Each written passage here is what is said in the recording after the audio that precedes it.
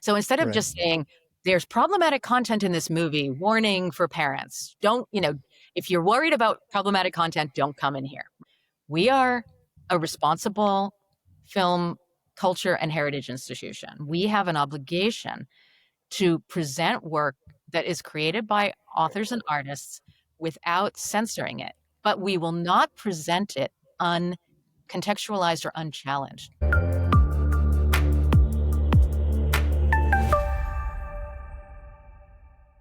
The real question today is whether Hollywood is ready for its close-up, Mr. DeMille. We are incredibly blessed to have one of the great icons behind the icons that make film what it is in our world and in our lives today.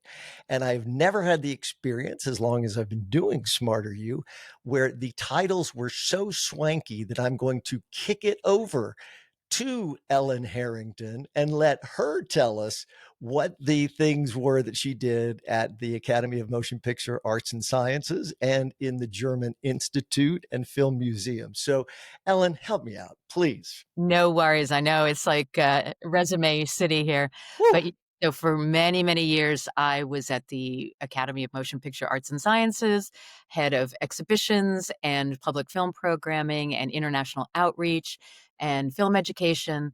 And then at the Academy Museum, I was the first director of exhibitions and collections and the founding curator of collections. And then I moved to Germany and ran the DFF, the Deutsches Film Institute and Film Museum, for 7 years, which is a big national film heritage organization with a museum, film archive, library, collections, special touring exhibitions, film festivals, you name it.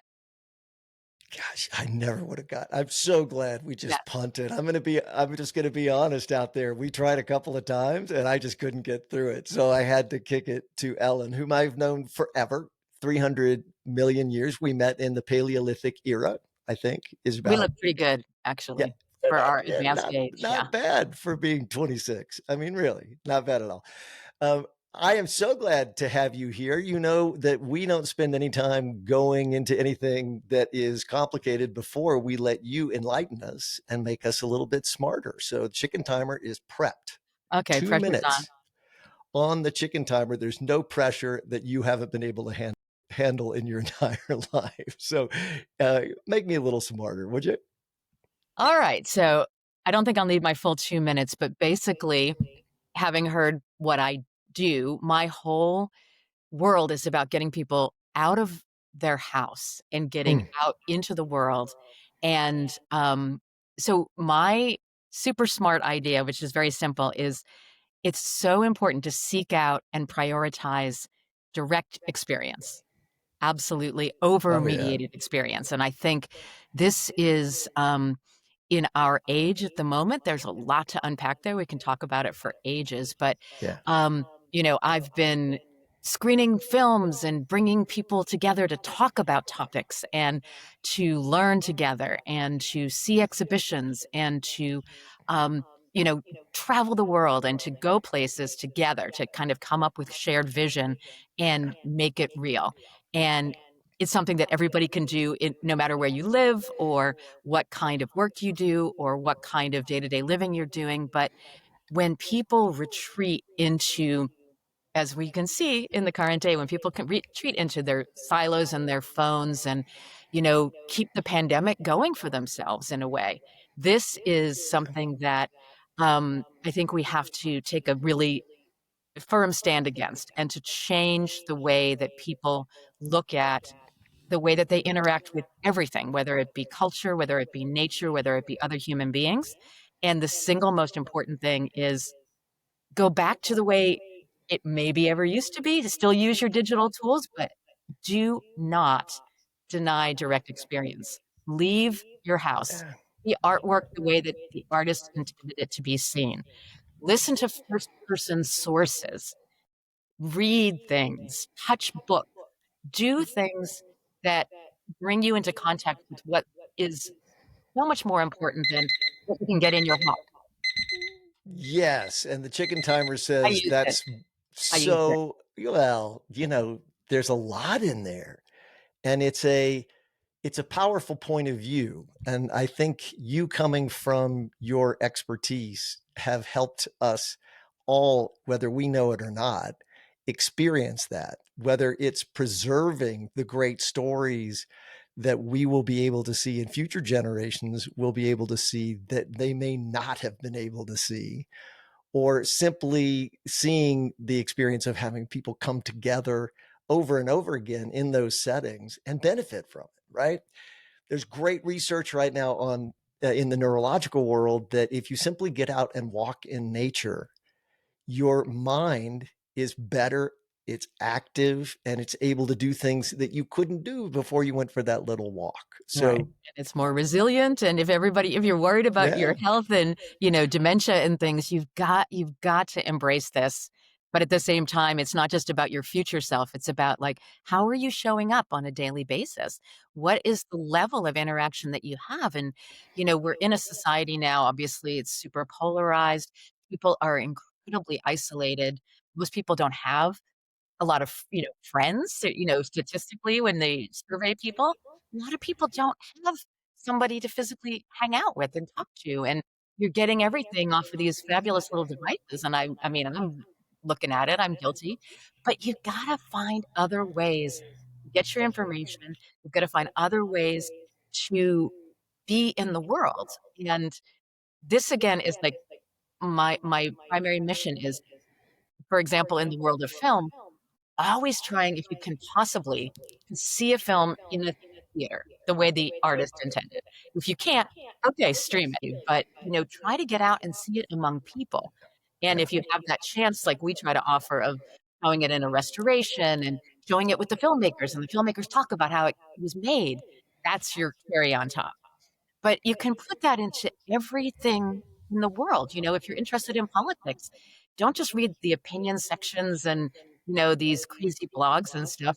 You can read it, but go and hear that candidate speak, go to a political Yeah. rally, do something that actually brings you into dialogue with other people and into contact with those first person sources. Go see art no matter what part of the world you live in. You can go, there's probably a little museum or a town sculpture or something, or the library has replicas of art in books, that you can go see these beautiful colored plates. If you're super lucky, yes, get on a plane, go see that artwork, go see that culture, go eat the food in that country. But if not, if you can't do that, because everybody can't, you can back it up and say, I'm really interested in whatever, Japanese culture, it's your thing, and go for it in person as much as humanly possible. I think you've nailed one of those sort of big things, and that is that it feels so overwhelming because so much is competing for our attention all the time, every day, all the time, that we don't understand sometimes how simple it is, what you're describing, which can be as simple as getting, in your car, on a bus, whatever it takes, just to get to a park where there are statues. I mean, what you mentioned as art doesn't have to be curated in a museum. It's great and is in most places that you can find some sort of curated art experience. And getting out is such a beautiful thing. That's a lovely place for us to start as someone who as we're doing this on social media, which I love the hypocrisy A and am happy great to say it access out loud. medium. I'm not gonna criticize because, it does bring us information. It does bring us thoughts that, we wouldn't have necessarily had access to if you're only living in your local place and, it's 100 years ago and you're not able to travel around or whatever. But, I think we go too far in that direction. We're spending so much time seeing what is happening in other people's vacation photos, which we know are heavily mediated anyway, because you're not putting the part where your luggage gets lost and you fell down the stairs and embarrassed yourself at the train station, like that stuff isn't in the curated, you know, uh, cleaned up. Though I would like to be on that social media site. There, I mean, I would choose eh, the yeah, luggage falling down. Yeah, I like and that. actually there's great videos of people who like are wiping, lots of people wiping out. I mean, it's escapist. And so I'm not arguing it's an either or. I'm saying if think about what you're actually doing. What are you interested in? What are you trying to learn? What do you do for enjoyment? How do you connect with other people? How do you connect with the things that fire your brain? And it could be anything. And then say, I don't live in the middle of a city or I don't have the funds to go on a big vacation. There's For everybody, there's something you can do, Like you say, get out and walk in nature and, get a book and learn about the birds if you're interested in bird watching. I mean, do these things for yourself, but do it in part because it does work on the health of your brain. It works on the health of your soul. It connects you to other people. It gives you a chance if you can do anything in a communal setting, walking through a free art gallery, a lot of museums have free days. You can do these things without it being costly. Um, but however, whatever your economics, or your logistical situation is, everybody can tap into this and pull themselves a little bit away from being so isolated. And I think that that is a key to helping us understand other people's perspectives. I mean, that's what cinema is so great at, and that's why I love movies, is you're living in somebody else's reality for a couple of hours. If it's a really good movie, it can be from anywhere in any language, but it connects us to our humanity. It takes you on a journey into somebody else's heart and soul. Feel their pain, you feel their anguish, their love, their confusion, and it makes you, especially if you're watching it with other people, you leave with as you're a changed person. That story has tapped into your fundamental humanity, and you've connected to something in a way. So anything, whether it's sport or whatever you're interested in, you can do that. You can connect to your fundamental humanity in this larger way if you stop being so isolated and so mediated. Well, I think in a way I would counter part way because I want to get practical sort of thoughts. So the initial start, what is going to make me smarter in 2 minutes here today on SmarterUmedia is not to be lost in the silo and get a chance to really get out and have communal experience. That's kind of where what I think you said. So for us to do that, practical ways to do it are very helpful. The guy who wrote Atomic Habits, James Clear, actually literally gave his phone to the assistant that was working with him so that she would change all of his social media passwords on Monday, and he would not get the new passwords until the end of the day, workday Friday. And he says that's the only way he got the book written, which I think is one of the most powerful books of actual advice for how to plan your life. So that's one thing. You can just make yourself have those times and plan them in, because it's really hard. Once you start, you go down the rabbit hole. It's a very deep hole. And the algorithm knows us, and the Yes. technology, as we know, is heavily engineered to tap into those pleasure centers of your brain, and it is an addiction. Um, and so once you recognize that, it's not always so easy to cut back or quit or whatever. But again, I'm not arguing to totally abandon it. It's a Got it. pretty Yeah, hardcore yeah. way of living, and Yeah. hats off to him for having his whole week to write. But you know, as much as it's a way to keep us connected, you can text anybody around the world and you can, Yeah. DM people that you would never have a chance to meet otherwise. So, think about the ways that it really works for you. Yeah. But again, whatever you're passionate and interested in, figure out how to get access to that physically in person. Yeah. Don't Love that. only or primarily let it come through some kind of curated algorithm. Well, let's talk about the museum experience, because you've been very much in the driver's seat to help us be compelled to want to go to museums. And things have changed a lot in that space. What is the modern day way that we go about trying to get people to think I should go out of my cave and find my way to your museum? Right.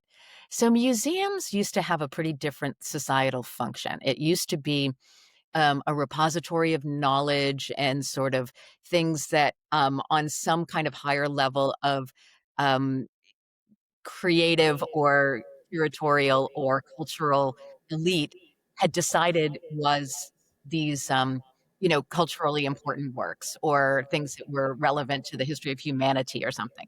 And then they collect them and generally don't make them particularly accessible. A lot, 90% Okay. of what museum collections are in storage. And then the things that get pulled out for presentation to the public are driven by curatorial view. And so people end Mm. up being, highly educated and really paying their dues, going through this process to get to the point where they get to be the people who go in the storage. And then they get to see what the public, they decide what the public should see. They write these lengthy captions, and Ah. that's what we're supposed to receive. And in the Mm. last decade, the museum world has blown open in a totally different way. Oh, And some of cool. it has to do with our sense of immediacy and our shorter attention spans and things Mm. like that. But some of it really has to do with a rethinking of the public purpose of a museum in the cultural moment that we're in. And so it's a bit about leveling access, and it's a little bit about removing that curatorial layer in a Right. way so that the curator is a facilitator rather than a dictator. Because there's a lot of legendary curators in this old time model who they were the ones who said that Picasso good and uh, Right. whatever Mondrian bad or whatever they said. So I just was in London, and the V&A, the Victoria and Albert Museum, has done something that I adore, which is that they got a building over on the campus of the old uh, London Olympics. They had, built a new stadium and they built all these new buildings, and then they had all these extra buildings really, really far out in like Hackney and the pretty east side of London. Um, which had not been a very, economically enfranchised area, let's say, and they made something called the V&A Storehouse.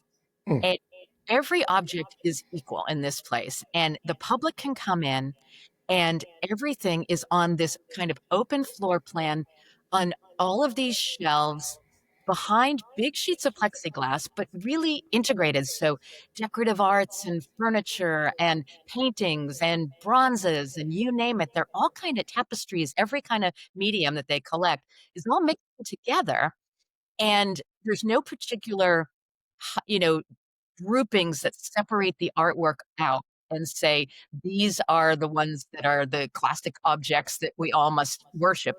In Right. fact, what you can do is the public can make a reservation, and any 5 objects that they want to see in the collection, the team will pull it out and let you interact with it. They'll give you some Mm. gloves, they'll take you to a workroom, and they'll, 2 weeks ahead of time, you pick your objects, you go online. Most everything is digital, which is great. And this is also a big trend. Museums are putting their collections more and more online so that people can play with them.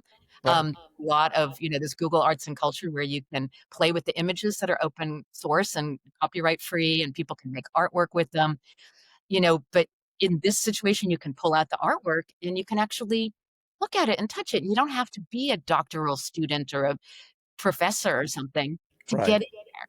So I love this model. Um, LACMA here in LA, the LA County Museum, is built a new building. They're just starting their rehang. And instead of saying we're going to have European art in one place and Asian art in another, they're saying, let's do it thematically. Let's do it about, oceans and nature and something about like culinary or whatever their topics are. And they group artworks from different centuries and different continents together to show that in a way, humanity is all looking at things, and making art out of the same basic set of materials. The basic impetuses are the same. And that kind of brings our shared humanity to the forefront. Um, so I think it's the curatorial perspective. It's how do you handle your collections? Open storage is a big trend where people are now able to kind of look into the storage and see how people do the behind the scenes work in a museum. Um, but also it's saying, what are the things that people care about and really, really want to see? And when we were doing the Academy Museum, we were saying like, what are those iconic things that are going to get people in the door Yeah. and help to explain why cinema is an art form.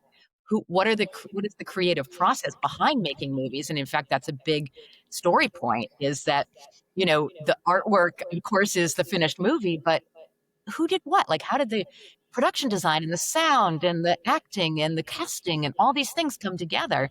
So it drills down on that process and it puts the artist in the driver's seat, the person who was the, visual effects supervisor on Citizen Kane, like explains to you how they did it, you Yeah. know? And this is, again, taking that curatorial layer out of the middle and putting you in direct dialogue as a visitor with the creators. And then you get to say like, oh, this is really cool. That's why I'm super excited to see the steady cam, or I'm super excited to see the ruby slippers or the Jaws shark or whatever, which are all objects that I help to bring into the museum because you now understand them in context instead of just saying like, oh, that's a cool thing to look at for 2 seconds as I walk by.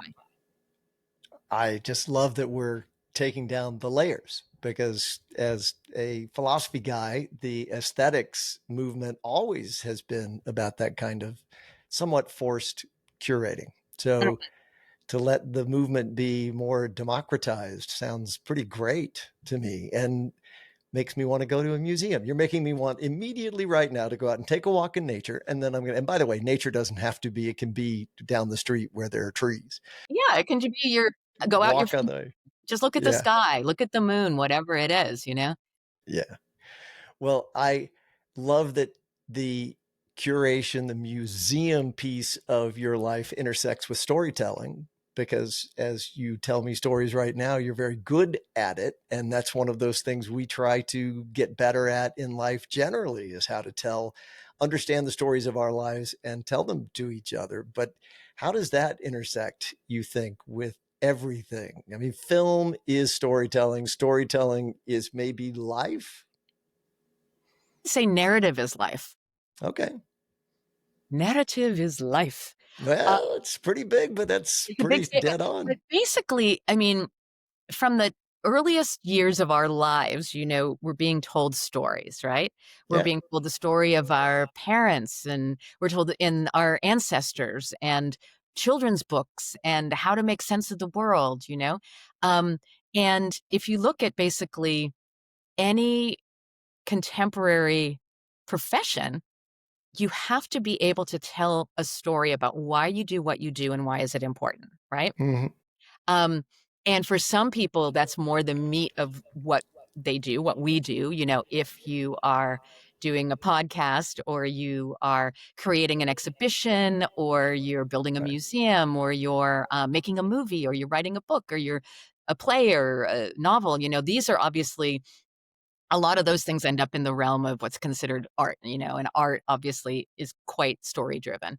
But everybody's always telling and curating a story about their own life anyway. I think that's actually one of the things that social media has pointed out tremendously is that people are now getting this platform to actually tell the best version of themselves, let's say, or the version that they want to share of Right. themselves. Um, and so if everybody knows how to do this, um, it changes the mode of access about who is a storyteller. And it's interesting, I mentioned at the Academy, I co-created the high school media literacy program. And it was, partly it was about like, how do you understand images? How do you decode the tools that filmmakers use to clearly everybody who's making a movie is trying to put you in a position where you're sympathetic to a particular character and there's, a story that they want you to follow and they're moving you through space by the use of the camera and colors and lights and all these kind of things Yeah. to get you to agree with their perspective. So that's part of the art form of it, right? But apart from just understanding your role as a viewer and how you're being handled, let's say, by the creator, um, it gives you tools to start saying, like, how am I going to be a storyteller of my own life? Do I see people like myself? And what we often used to do in this program is we would have the students actually develop pitches for their own movies, but it had to be grounded in something that was real. Yeah. And sometimes that meant it was like an anime fantasy, but sometimes it was about, like where Sure. the neighborhood they were growing up in and the challenges they had, and the fact that, primarily in Los Angeles, you're dealing with a population that doesn't see themselves on screen all that much. It's primarily, you know, Black and brown and Asian kids, who are not the subject of a huge amount of, positive media Right. coverage. Let's put it that way. So I do think that, you know, everybody now has the tools to make a video. Everybody now has the tools to go viral. The question is, how are you going to use that if, in fact, that's one of your goals? How are you going to curate your own personality? How are you going to present yourself? Um, and my argument again is you're going to be so much better at knowing yourself. You're going to have richer content and you're going to have actual friends in the real world if you balance all that stuff out with go and see an exhibition, hear a talk, listen to a political candidate, you know, go join any kind of club that's available to you, whatever your interest and passion is, because that person who's playing chess with you is going to spark something in a Yeah. conversation, that kind of real world human interaction it will just literally enhance anything that you want to do, whether you're then using your storytelling, brilliance to go and write code and then go to your, boss in a software company and be like, this is really cool and important because this is how people are going to use it. This is why I'm excited. This is why I'm passionate about it. And I think, again, if you follow this kind of concept, it helps you just tap into what you're passionate about. And then that, I think, makes everybody happier.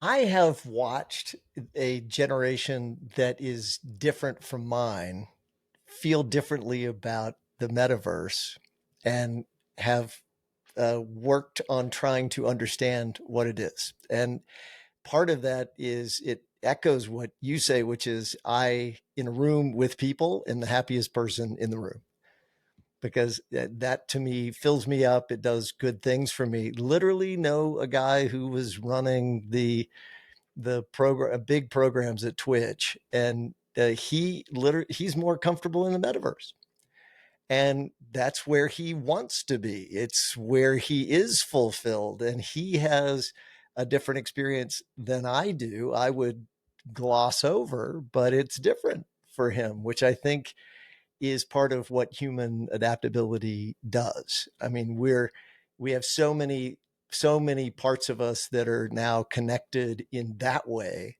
that it's probably transforming how the next generations will be, for better or for worse. I mean, it is what it is, but I do find myself somewhat in an antiquated mode sometimes when I encounter people like we did with Gamers Vote, who are very much in that world and they thrive in it and want to stay in it, which I get. Right. And, again, I'm not doing a either or by No, any I agree. stretch. And, I think it's really important. There's a lot more people in this generation anyway, the younger generation, shall we say, who, are not necessarily, there's many more people who are not neurotypical or have been diagnosed as not neurotypical and Mm-hmm. recognized that their way of being is okay and doesn't have to be mainstreamed, and doesn't have to just fit in with everybody else, right?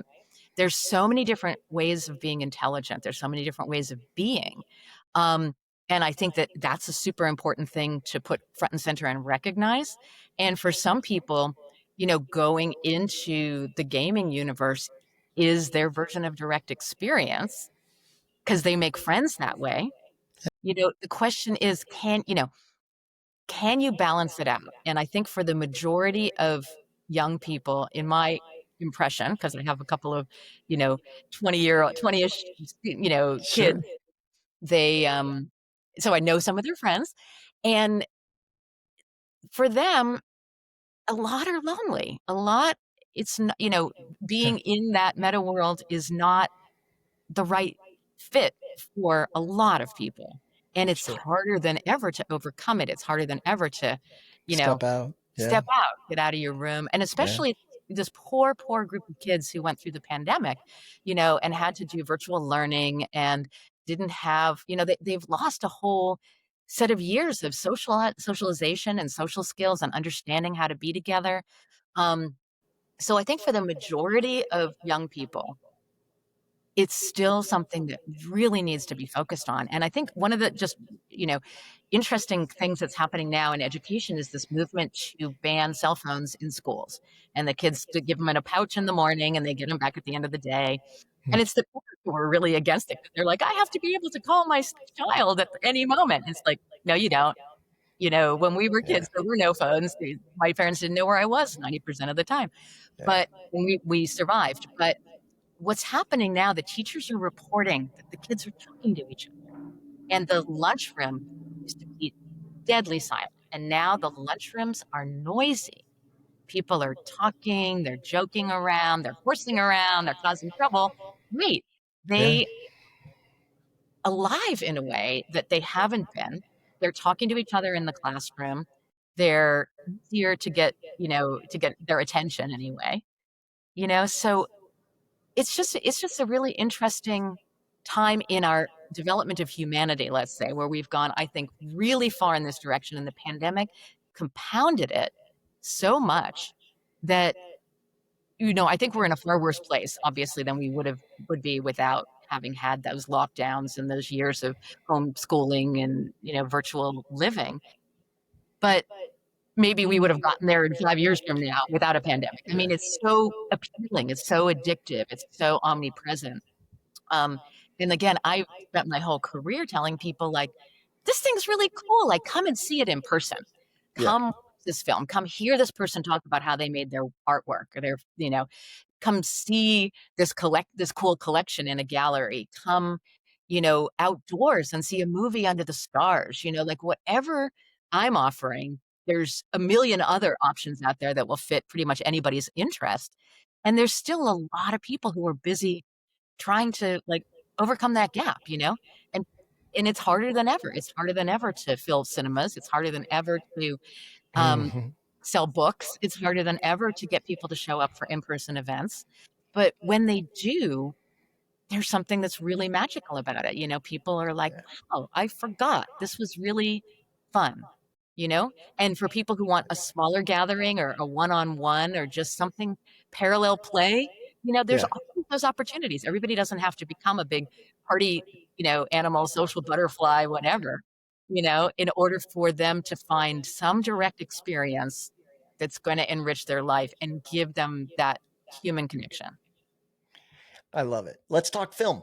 You have been in and around lots and lots of films. If you could pair any two films together and have some sort of screening that you've never gotten a chance to do or that you've always wanted to do, what two films would you put on as a double feature that I just had to go see?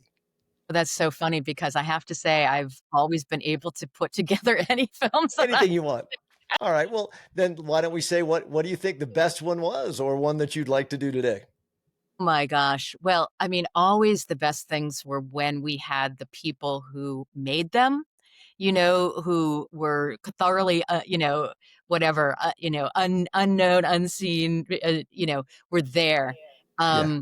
So, I mean, I will say, like, one of my favorite films is Harold and Maude, and Ah, it's a we great film. got Cat Stevens, who did the music, who hadn't performed live in, a decade, was a Yeah. surprise musical guest.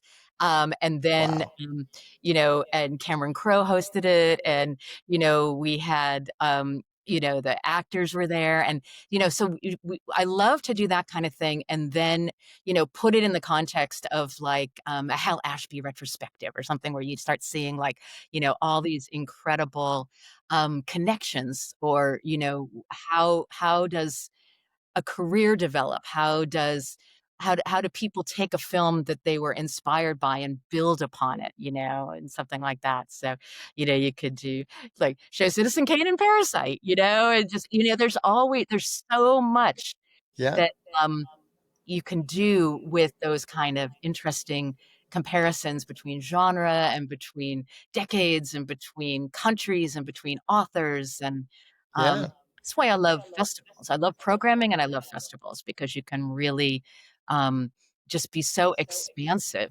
and think on a, really broad scale about, packaging things in a way Right. that give people a menu of choices, and then like, what's going to really, even if they only come to one thing, they're going to maybe look at the whole program. And, what I love now about festivals, but also about some of the better curated online apps or streamers, like Criterion Collection or Movie or whatever, is that people get super deep, you know? They say Yeah. like, "Oh my gosh," like, "I'm seeing a Kurosawa film, and I never saw any of his films," and then they'll go into the whole filmography, and then there's stuff like Letterboxd. Again, an Yeah. online platform, but it's a great community where people can say, like, "Here's the last 5 movies that I saw, and here's what I think about them, and this is what I'm gonna watch next," and, Yeah. so that's movies, but you can find those mechanisms in any art form or any kind of hobby or any kind of, craft or creative area or sport or, you name it. There's, if you're super into like quilting, you can find this stuff. You can pick any hobby, any interest. Yeah. I mean, it is the case that there's more material, and now it doesn't just used to be amazing and rare that Disney would bring their films back because it was a one-way street, and you would see a film, it would be out for a time and it would be gone. Part of what you have done is helped change that equation Yeah. by Well, that's the beauty of preserving. archiving, and, Yeah. it's a big you have to do a lot of storytelling, you have to do a lot of persuasion. It's something that I call it the life cycle of film. Hmm. You talk to studios or you talk to filmmakers, their perspective studios is, "Can I make money off of it? If Right. I can make money off of it, why am I paying to store it?" Yeah. Because that's expensive, and nobody's ever gonna see this again, and da, da, da, and, one thing that upended that idea was home video.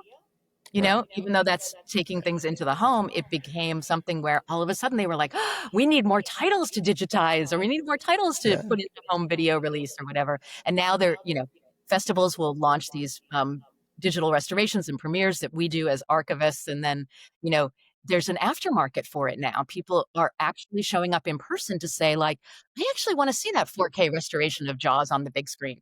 And I'm going in person, and if you can't manage to do that, seeing it Right. a streamer is the next best thing. And people are becoming completists around this, which is really a very, very exciting and valuable thing for archivists because, you've got to convince studios that it's worthwhile. And now, fortunately, a lot of the big festivals have, I've had a film that we digitized in Germany premiere at Cannes Classics. You go and, present it. Everybody, and then we partnered with Arte TV in Germany and in Europe to create Arte Kino Classics, which was a whole European platform every year showcasing like digital restorations from all the archives of Europe and putting them on European TV with 6 languages of subtitles for free. Wow. And Yeah. and it's one of the most popular things. Millions of people are watching these movies. Um, so you have to convince the gatekeepers, whether it be the owners of the copyright, the studios, the distribution and production companies, or the broadcasters.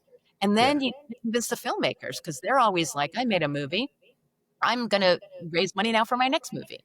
Right. And they forget that unless they're guarding their stuff, a lot of bad stuff can happen to it. Like we've had phone calls at the Academy Film Archive from like depots that were closing because nobody wanted to pay for the film storage anymore. And it was like the original camera negatives and all of the, rough footage unedited from all the Coen brothers movies. And they were like, It's a lot of material. I mean, it's physically so much, right? it's yeah. Yeah. And fortunately, archives will pull up a truck, Yeah. load it up, take it, catalog it, work on it. If you can raise money, digitize it, but at least store it in cold storage, Yeah. stabilize. But so much and then you call up the Coen brothers and say, like, "Did you know your stuff was going in the landfill?" And they're like, "I didn't even know where it was because I'm on my 20th movie now and I don't know where my second movie is." And a lot of independent filmmakers, this from your background, their stuff is in a box in the attic or under the bed or whatever, and then Sure. they move and then formats change. And this is really important for filmmakers to understand is that if you shot something on some version of, film or tape, you may not ever be able to actually watch your material ever again unless a film archive keeps all the tape decks, all of the different, flatbeds and projectors alive. Because if, you know, somebody walks in with, a 16 millimeter reel, or a digibeta tape, you can't SVHS. I mean, there are so many weird formats.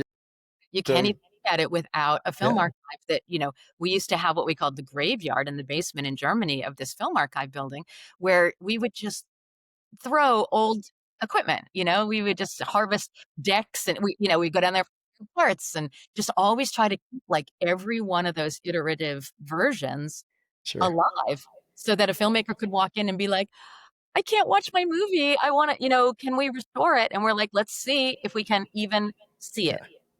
Yeah, yeah. And then once you preserve, you get back into the sort of the storytelling and the power of storytelling. So not just in our individual lives, but socially. The stories that were told when we were sitting around fires in a cave were stories that help us get from what they allegedly say is 50 people can live together in a community with gossip, essentially, where we're talking, that's how we keep our structures. But beyond that, we split up until we have powerful stories that bind us. So the stories that grew were so often social wide, whether they're the social realities of country, the social realities of religion and beliefs, and all those sorts of things that bind us by millions and billions, where probably none of that would be possible, at least if Yuval Noah Harari is correct, the guy who wrote Sapiens. So the storytelling that comes from film is, I think, a very interesting sort of study in how we have taken our stories from being society wide to being available first to filmmakers, right, to creative people and or people with resource who could bring those people together in order to make a film. And now it's so changed. But I'd love to have you talk a little bit about your journey and what you have seen in terms of how storytelling has been so affected by the film, television, and now broader industries. Well, I mean, obviously there was the development of the novel, and there's been the development of narrative painting and illustration, in sort of the world of art, um, the birth of photography, and then cinema coming as a primarily moving image storytelling medium, Mm-hmm. um, you know has set a standard, I would say, for how we try to communicate information. And again, what I really like about the moment that we're in, and again, it's a little bit technology driven, is that there's a bit of a democratization that's gone on in the last 2 decades with the Big digital time. revolution, to the Big point time. where you don't necessarily need a studio and a big budget and, reels Yeah. and reels of expensive 35 millimeter film and a huge crew. Sean Baker's going around shooting, the Florida Project on a iPhone. And, then he donated it to the Academy Museum. And we're like, here, this Yay. movie is made on an iPhone. So, when I did the international outreach project for the Academy, we went all around the world to a lot of countries that had very highly developed film cultures, but had a lot of censorship and kind of needed a moral boost. They needed some kind of, something like Iran or Cuba, for example. But we went to a Right. lot of places where the access to storytelling had been very tightly controlled by a very specific number of people. And then the doors were opening, and a lot more people needed some kind of fundamental training in how to structure a narrative, how to because there's a lot of bad scripts out there, and there's a lot of, Sure.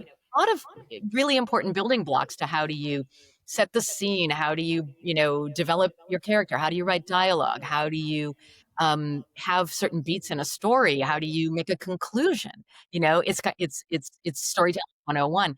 But one of the things we did is we went to places like, East Africa, to Kenya and Rwanda. We went to Vietnam. We went, to places where, there was an opportunity to help train people, not just in very low tech ways of making and accessible ways of making cinema, but also how to really understand what are those stories that they wanted to tell. And then when we would be in these countries, people would always say things like, oh, how do we compete with Hollywood? How do we build an industry that competes with Hollywood? And I would always say, you don't, and you don't even try, because Right. they've got 100 years on you. There's a lot of big economic power already accrued in that zone. You're not going to make Marvel movies in Moldova. You're not. But you could make an incredibly impactful narrative or documentary film that is going to tell something very authentic and important about the people. The more regional and local and authentic it is, the more relatable it actually is to a broader set of human beings. I always talk about Asghar Farhadi in Iran and the movie A Separation. When we were in Tehran, we saw an early cut of that movie Mm. and crazy for it. And that was one of the reasons Iran decided they would submit it to the Academy for Oscar consideration. And what's so brilliant, and it won, and what's so brilliant about that movie, it's a very specific story. It's set in a world where genders are very constrained, where the ways that, men and women interact are completely prescribed by the society. So it could be something that you would watch as an American and say, like, wow, that's outside of my realm of experience. I don't understand it. But in fact, even though the mechanisms of the separation and divorce of this couple were very specific to the Iranian context, it was on a human level 100% relatable, and everybody feels that story, and everybody cries, and everybody identifies with one of those characters because it's so human, and Yeah. it's super straightforward and not a very, high-tech expensive movie to make. Um, Yeah. so, that is kind of where my perspective is that everybody can be a storyteller. You do need to learn a little bit about how to construct those stories, but you can get the means of production. You can get access to the means of production now in a way that people Yeah. never could before. Yeah. And the amazing thing is that the Hollywood studios are trying to figure out how to compete against individual stories that are what our kids want to watch on YouTube and social media.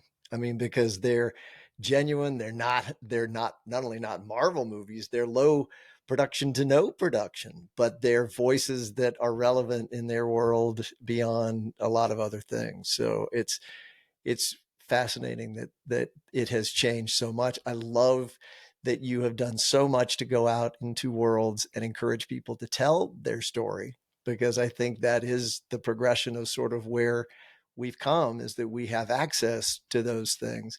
It's hard to figure out what, when there's so much you should do, which leads to curation. I mean, that's what you have done for a long time, which is help people find things. We're breaking down walls, as you said, in museums, but at the same time, there's so much information. There's so many stories.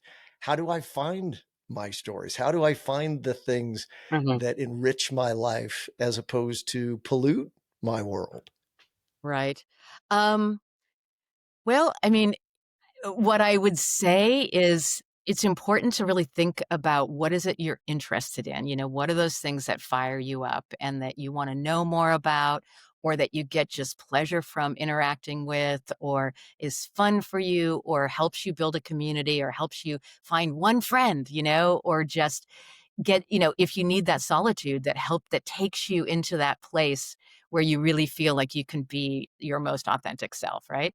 So, it's about getting as close to the source of information or the source of that pleasure as possible.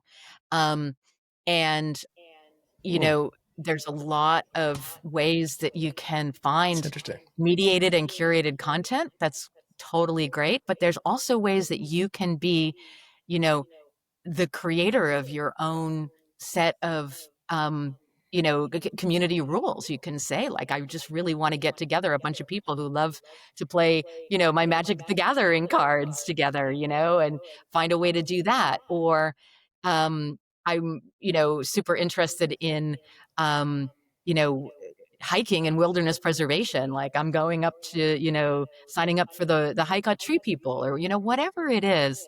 It's about just finding that source of information that is as close to the primary source as humanly possible. And that's why I really like artist curated exhibitions also. And I Mm, really like exhibitions that incorporate the creators, so that there's a dialogue with that curator, and it's not so top down as it maybe historically was. Um, I really love, again, it's a digital tool, or a digital format, but there's so many podcasts and storytelling formats now. And what I love is that people love, the Moth Story Hour, to listen to it on the radio or yeah, it's whatever, great. It's but fantastic. Yeah. go and they buy tickets to watch somebody read, you know? People will pay like $80 to watch David Sedaris read out loud. You know? Again, it's another way of interacting in a very direct way with the primary source. Um, all of there's so much that happens with, the 92nd Street Y and the Paris Review, and they just do these live events that are about narrative, and the authors, who are usually like, home alone, not getting any glory, they're front and center, and they have often beautiful reading voices, honestly. It's just like a great thing. Yeah. So, um, find out what you're interested and passionate about, and then figure out where is the most primary source that I can get access to. I think the primary source notion is brilliant because it's not as hard, perhaps, as it seems. It seems daunting. It seems as if you'll never be able to have access to or be around those people, but it is a thing now, right? As you see people who have become creators and influencers in all of those media, they're also engaged in live interactions with people that are meaningful as well. And finding as close as you can get to those things that you care about is one thing. From a macroscopic perspective of what we do, what we have done with stories, the impact of story on our universe and the changing universe of shared stories is something that has changed in our lifetime drastically. It used to be that you would have three channels that each had prime time and then would turn the channel off in the evening, as Right, when wild this as test that pattern came sounds, on. when you would have the test pattern come on. And that was shared experience. So that grew to sell soap into these shared experiences where people would watch The Honeymooners or they would watch a Norman Mhm. Lear show. They Right, would, or the final episode of MASH or Seinfeld or something, and we don't have that anymore. I mean, Yeah, it's a not much. different thing, and I don't know. Again, good, bad, indifferent. I don't know that value is worth putting anywhere in there, but I do think it's changed. Everything that you've highlighted along the way in each of the steps you historically outlined, they're all technology based at some level, and Sure. as And technology cinema changes, is, yeah. storytelling changes. As storytelling changes, then we have a different experience. I would say our generation, would you agree with me that our generation was probably trained and told who to be and how to be as much by television as we were by our families? Think so. I think there was a pretty narrow view of who you could be, you know? Um, I mean, I, was whatever, a smarty pants little kid, and so You're everybody's still a like, smarty "You're pants. such a smarty pants." Don't put that in the So past so, tense, you like, smarty pants. everybody's like, "Oh, she's gonna go to law school because you could be like a lawyer, a doctor, Yeah, right, the plumber, right. the dog catcher, or like, whatever." By There the were way, just you would have really, made a great dog catcher. I I know, never right? thought of it. You There would have were been really, awesome. like, these are the people that I saw in my town, like, these were like, one of the kids that I went to elementary school with, his father was the dog catcher. Yes. So, that was, and when I went to college at Dartmouth with you and, I thought, okay, fine, I'm going to go to law school or whatever. And I got all passionate about the Middle Ages and the Renaissance. And I became a comparative literature, art history, and, Yes. romance Yep. languages major and read, French, Italian, and Spanish literature and medieval and Yeah. Renaissance art history and bloody blah. And my dad was like, you'll never get a job. And then I went to graduate school and, studied cinema studies and comparative literature at NYU.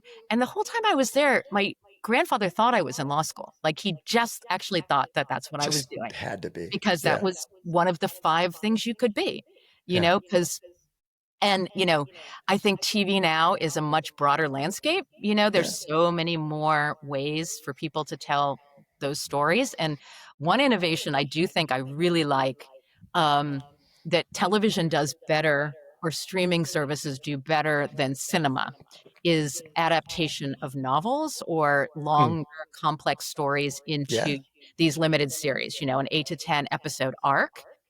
You don't have to cram everything into 2.5 hours or make, God forbid, like a 4-hour movie, and you can really, and it's been interesting to see those shows have a cultural moment where, Yeah. they're really self-contained enough that you can binge them, or if you have to wait week to week, for White Lotus or Severance or something, it actually has revived the cultural water cooler conversation that used to Yeah. happen around, like, did you watch, um, the Brady Bunch last night, kind of thing. 'Cause you Yeah. had to when it was on. These the and that's actually been very good for the cultural conversation, I think. Um, there's much more conversation around that than there has been around, you know, uh, I don't know, some of the more conventional, like, long-term, uh, series that are on network television, that are losing audiences. So that's one area that, there it's so funny. There's always a moment in cinema history, and it happens over and over again, where people say, nobody goes to the movies anymore, and It's it's, over. Nobody will ever go to the movies again. because, we're going from silent to sound, or we're going to, you Yeah. know, black and It's white to done. color, or like Yeah. television is coming in and, what are you gonna do? Or it's digital or it's VHS or whatever, streaming.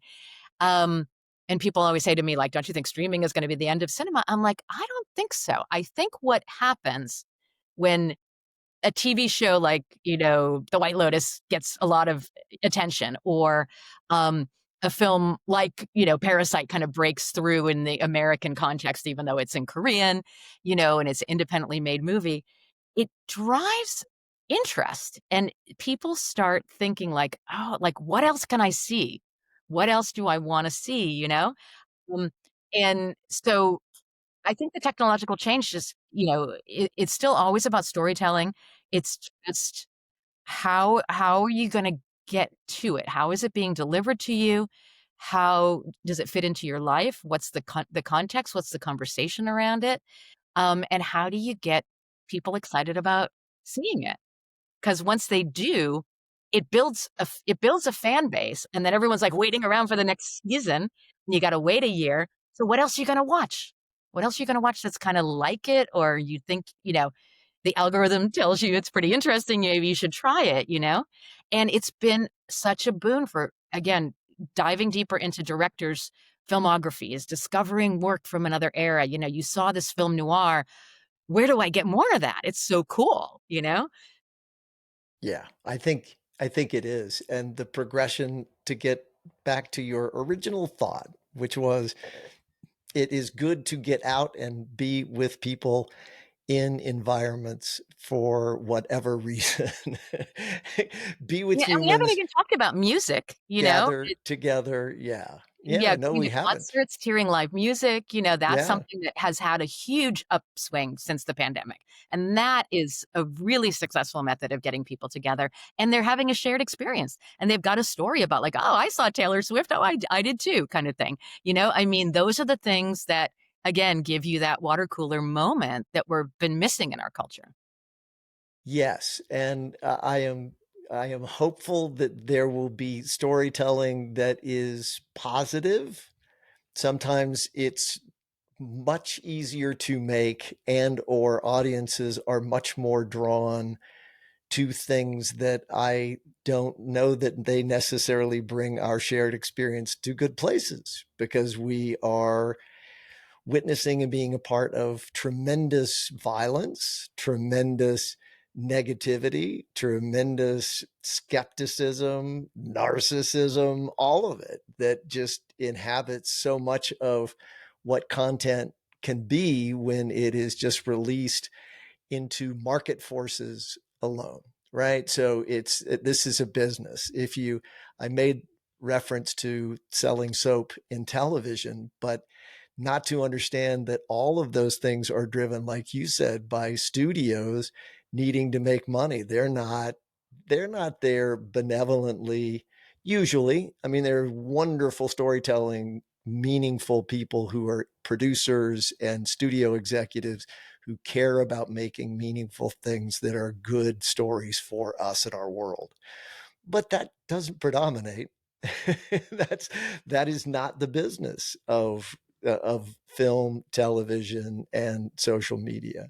How do we? You've been in the trenches, sort of helping present things to people that are stories, deciding what things get in and don't. And I know you're saying we curate less, but how do you make those kind of decisions? Do We you find curate. yourself in the crosshairs where you go, yeah, I think we should do a little less of the gun violence stuff, and we should try to put some real life stories into play so people remember that we're human. Right. I mean, I think what I'm trying to say about curation, besides my impetus and my appreciation in bringing people into much more unmediated contact with original objects and creative authors, whether they be Right. filmmakers or artists or whatever, is that I think you don't necessarily need to curate less, you need to curate smarter. Mm, And curating smarter part is we don't censor anything. And this was actually my philosophy in running this film institution. In Germany, in a context where we had a lot of films with really problematic historic content, things mm, that were anti Semitic, things that were, glorifying the, Nazi regime, things that, things that exist in the real world, right? yeah. Things that are Yeah. violent, things that are homophobic, things that are sexist, right? If there if it's got artistic merit as a worthwhile film, let's say, because 'cause I'm talking about programming film, what do you do with that stuff, right? And there was this big debate internally in Germany with, the other film institutions, because there's a lot of institutions now that have come up with something called a content note, and it's basically a trigger warning thing. And I'm Mm, not a big fan of trigger warning things because I think it allows people to, um just kind of be very reactionary, and make assumptions about content rather than dealing directly, dealing in a serious way with mm, what is the problem with the item. So instead of right. just saying, "There's problematic content in this movie, warning for parents. Don't," "If you're worried about problematic content, don't come in here," right? Right. What we did is we created something called a context note. And the context note is we are a responsible film culture and heritage institution. We have an obligation to present work that is created by authors and artists without censoring it, but we will not present it uncontextualized or unchallenged. So, when you come, be prepared. We are going to have an expert speaker. We're going to have a panel discussion. We're going to take questions from the Mm, audience. We are never going to show anything and just throw it up on the screen and let you walk in, watch it, and leave without having that conversation. And yeah, that's it's so what powerful. we did r- every time. Yeah. And that's what we did when we had, um, you know, we had an Oscar on view. We had the Maximilian Schell collection. Mm, It came out that he had been, a sexual, offender, and right. behaved inappropriately. There were people on the team that said, "We need to take that off the floor. We can't show that." We can show it. We can show it as an example of an Oscar. We can talk about the history of the Academy Awards. We can talk about the context in which he won it. He won it for an important film, Judgment at Nuremberg, blah, blah, blah. However, by showing it, we're not endorsing the individual. And here is actually much more information. Scan this on the QR code. We have a in-depth explanation of exactly what he was alleged to have done, why it's unacceptable to us on a moral level, and, how does that impact the way that we see the roles that he chose to take, Hmm. or the kind of public persona that he curated for himself. This is something, and it happens over and over again. I can't tell you how many times people were like, oh, you can't show that in the museum because it's too violent or it's too controversial, or the person has been revealed to have a kind of a Me Too history. And I say yes. Yes, and not yes, but, you know? It's Yeah. because you can't just hide away a bunch of the culture and say, like, everybody you can't never show a Woody Allen movie, you know?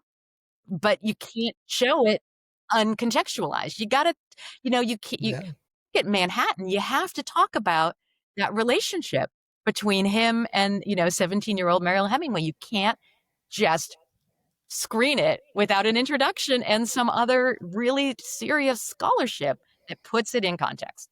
Yeah. And that's the obligation of cultural institutions, I think, in this era of, yeah, a lot of heavy violence and things like that, is that, why is the filmmaker using this?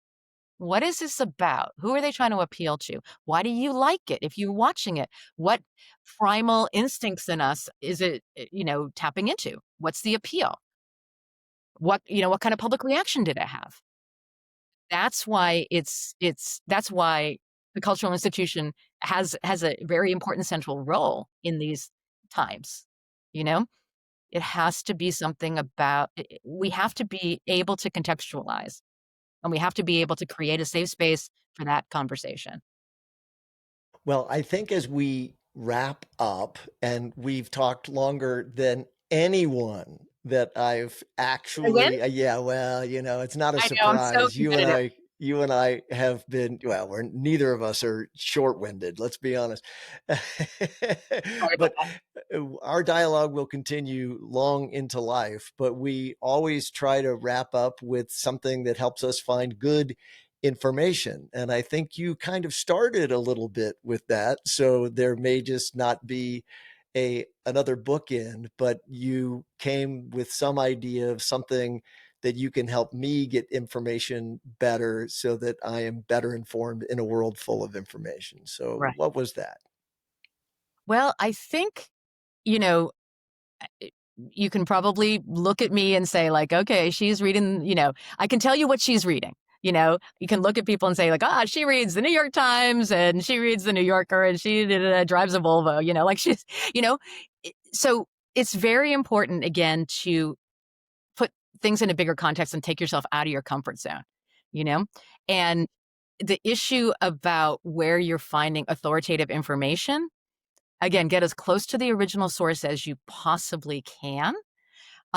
Find writers whose perspective you admire and can respect, but you have to read a lot of their stuff, to see, and you have to be ready to watch and listen to the other side, and if you can't go to a public talk, by, whoever, in your local area, you can hear, you can listen and make up your own mind, because everybody has a TED Talk. Everybody has something out there that you can, listen to and react to. And then it's very, very important, as you do this exercise, to kind of come up with your baseline values. What is it that I am trying to achieve from this experiment? How broad a viewpoint am I willing to embrace? So who do you go to? Where do you go? So to help me know, not just broadly, I need to go and Yeah. find somebody or somebodies that I trust the information they're providing. Is there any one or ones or I have to say, I mean, source? I am very, Catholic in the small c kind of Hmm. way of, trying to pull in a lot of different information. Um, and I don't have anybody that I think is 100% perfect, except for Maggie Haberman at the New York Times. All right, well, that's I think that I somebody. trust her. Maggie I Haberman. All trust right. I trust that when she reports a conversation that happens at the White House, that she really has her ear to the ground. But that's just my own little predilection.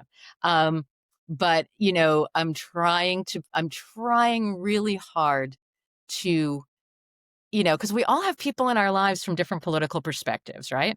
We all have relatives, or we all have people that we care about that don't see eye to eye with the way that we are. So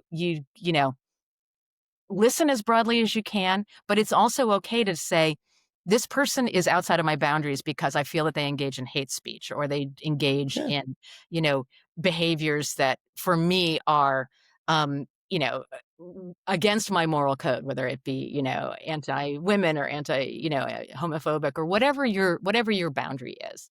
Find find that, you know, central core, and then see see if you can understand where other people are coming from by going to those primary sources and saying, what are they actually saying, and why is it appealing to them?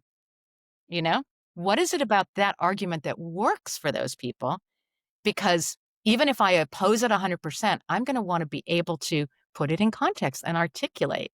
I've learned how to do that in the world of presenting cinema in historical contexts, because, most of the time you can look back and say, like, oh, well, this is what happening in the 30s, and that's why this movie says this thing. Yeah. But the challenge is now. The challenge is, how do we have that perspective when, in fact, you know, in 10 years or 15 years is when you'll be able to really write an authoritative history book on what has happened this week in the US. And I dare to add to that that all history is wrong every time. And so the best information that you can get, it's not going to be right. Rashomon, the great movie that we Right, always refer to, with five perspectives that we're all witnessing the same thing, and we don't see it all eye to eye. right. But it's great to get the best information we can, act on it. And Ellen Harrington, star behind the star of the stars. Oh, Thank you that's so hilarious. much for joining us on SmarterUmedia. And Yay. everybody, don't forget today to stay curious and stay open, because that's how life works and gets better and better. So thank you. Come All back, right. Ellen. Hey, thank you so much. This was a lot of fun.